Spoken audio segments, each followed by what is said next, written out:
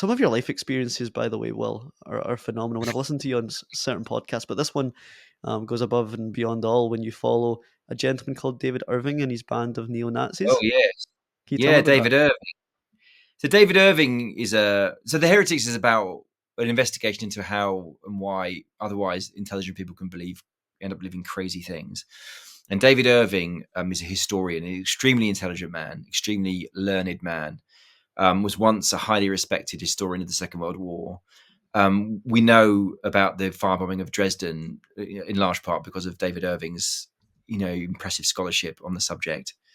But at some point, David Irving decided that Hitler was, in his words, a friend of the Jews, and he knew nothing of the Holocaust. It was all hidden from him, and the Holocaust was actually orchestrated by the people beneath him. And so this is obviously fucking nuts, completely mad. So I wanted to hang out with David and my book to find out what the hell was going on with this. And so David is, one of the things that's extraordinary about him is that he's absolute adherence to his version of the truth of the Second World War. He's completely convinced. It's not a pose.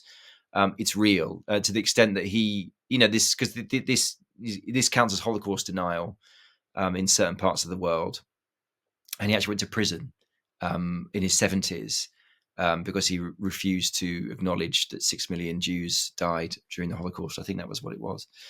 And he was sent to prison. And he's banned from Germany. He's lost his career. He's lost everything really by deciding to believe this particular thing and holding on to it. And one of the things that he did at the time to make money was to run kind of historical tours of Holocaust sites outside of Germany where he was allowed. And of course, to be fair to Irving, I would not describe him as a neo-Nazi, but lots of his followers are neo-Nazis, like proper Nazis with actual Nazi tattoos. And yeah, so I went undercover on one of these trips for a week, looking around Holocaust sites in Poland with these people. It was kind of scary at times. It was quite intimidating. It was odd. It was a very odd experience. These group of people are usually well-informed, intelligent people. What did you understand about them that made them believe such radical and dumb ideas if they're so well-informed and Well, clever? well, for the neo-Nazis on the trip, the big moment of revelation for me came on the last night of the trip. So every day we would go out on a day trip to some, like a concentration camp or a museum, or one day we went to Hitler's old destroyed bunker in the woods and clambered about the ruins, and then we'd come back to the hotel and there'd be like a lecture by David. And on the last night, instead of the lecture, we were going to watch the film Downfall, which, as you might know, is the German film, sort of hyper-realistic film set and it's basically telling the true story of the final 7 days in the life of Hitler, set in the Hitler bunker in Berlin during the fall of Berlin. So it's very intense, very brilliant film.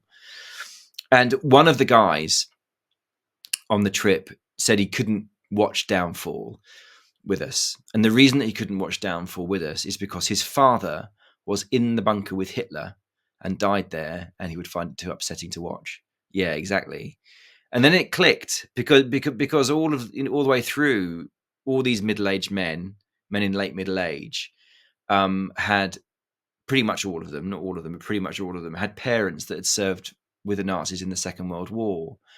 And it suddenly occurred to me that actually these were boys that loved their dads and loved their mums, but they've been raised in a world in which the word Nazi is a synonym for evil. And they couldn't allow themselves to believe that. So instead of allowing themselves to believe that, they had to go on this cognitive mission, looking for evidence that the Holocaust was a hoax. And that's what they'd done. They'd become experts in all the reasons why the Holocaust is the hoax. So it was really a bunch of broken-hearted little boys that just didn't want to believe that mum and dad were evil, or had been tempted into evil by the Nazi story world. Holy shit. I'm gobsmacked. I really am.